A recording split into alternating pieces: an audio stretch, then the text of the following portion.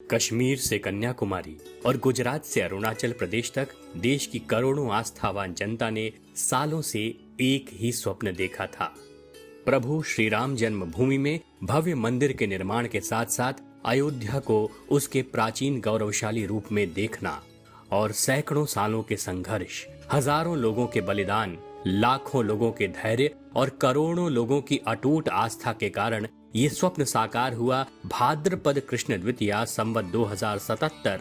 तदनुसार 5 अगस्त सन 2020 को अभिजीत मुहूर्त में जब देश के यशस्वी और जनप्रिय प्रधानमंत्री श्री नरेंद्र मोदी के कर कमलों से भगवान श्री राम के भव्य मंदिर हेतु भूमि पूजन हुआ। एक ओर जहां माननीय प्रधानमंत्री श्री नरेंद्र मोदी जी की प्रेरणा से इस स्वप्न को साकार करने के लिए माननीय मुख्यमंत्री योगी आदित्यनाथ जी पूरी एकाग्रता से लगे हुए हैं, वहीं उनके मार्गदर्शन में सप्तपुरियों में प्रथम अयोध्या को उसका गौरवशाली स्वरूप देने, श्रद्धालुओं की सुविधा और उन्हें सुखद और समृद्ध अनुभव देने के लिए विभिन्न परियोजनाओं और कार्यक्रमों का क्रियान्वयन किया जा रहा है। स्वप्न एक है, अयोध्या को अंतरराष्ट्रीय पटल पर प्रमुखतम आध्यात्मिक, धार्मिक और पर्यटन नगरी के रूप में स्थापित करना। इस स्वप्न को साकार करने के लिए 3 लक्ष्य निर्धारित किए गए हैं। पहला, अयोध्या आस्था क्षेत्र को सनातन परंपरा के अनुसार आध्यात्मिक केंद्र के रूप में विकसित करना।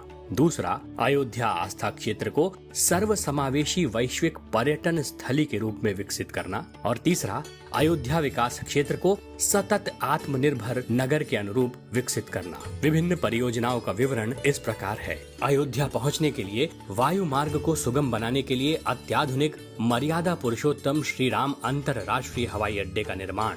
सुखद रेल यात्रा के लिए अयोध्या रेलवे स्टेशन को अत्याधुनिक सुविधाओं से सुसज्जित किया जाना और सुविधाजनक सड़क यात्रा के लिए विभिन्न शहरों से अयोध्या पहुंचने वाले मार्ग को 4 और 6 लेन में परिवर्तित किया जाना।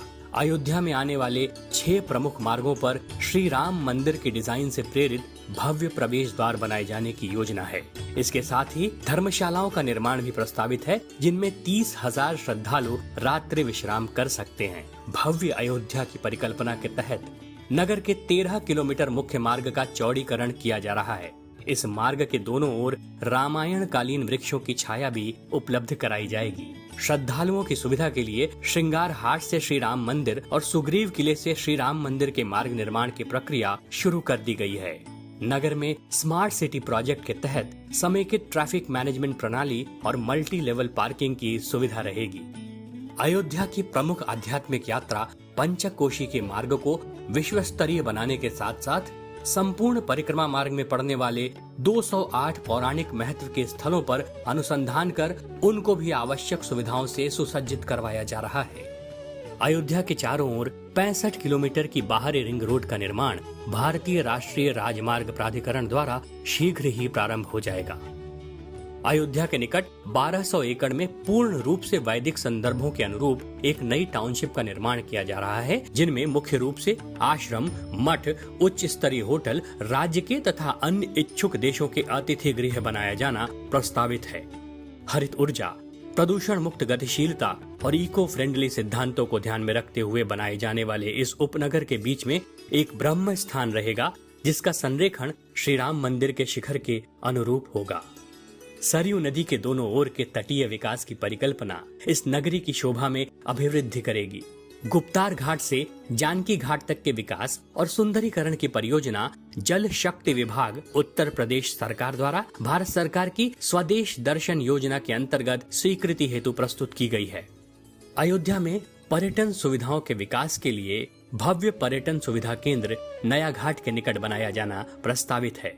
इसी क्रम में उत्तर प्रदेश पर्यटन विभाग द्वारा श्री राम कथा संग्रहालय को उच्चीकृत करते हुए विश्व स्तरीय डिजिटल संग्रहालय बनाया जा रहा है। राम अरण्य एक अभिनव परिकल्पना है, जिसमें सरयू तट पर स्थित जमथरा में पब्लिक प्राइवेट पार्टनरशिप के माध्यम से श्री राम स्मृति वन का विकास प्रस्तावित है, जिसमें श्री राम के 14 वर्ष के वनवास की कथाओं को विभिन्न माध्यमों से सजीव किया जाएगा। स्थानीय, क्षेत्रीय, एक दिवसीय तथा राष्ट्रीय परिपथों को जोड़ते हुए अयोध्या के पर्यटन को विकसित किया जा रहा है। रामायण सर्किट की भांति सप्तपुरी सर्किट में भी अयोध्या को जोड़ने से पर्यटन विकास की संभावनाओं को बल मिलेगा तथा पर्यटकों की संख्या में वृद्धि होगी।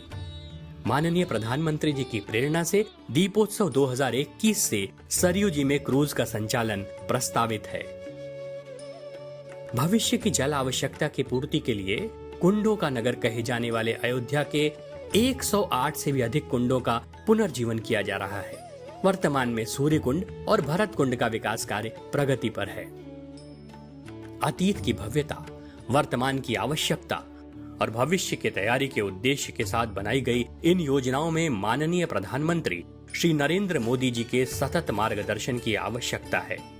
ये योजनाएं वृहद हैं, किंतु जिन प्रभु श्री राम के नाम के सहारे समुद्र पर सेतु बांध दिया गया था, वही प्रभु श्री राम इन सभी परियोजनाओं को सफलतापूर्वक संपन्न कराएंगे, ऐसा हमें विश्वास है।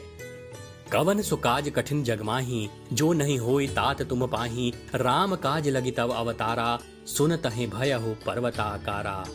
जय श्री राम।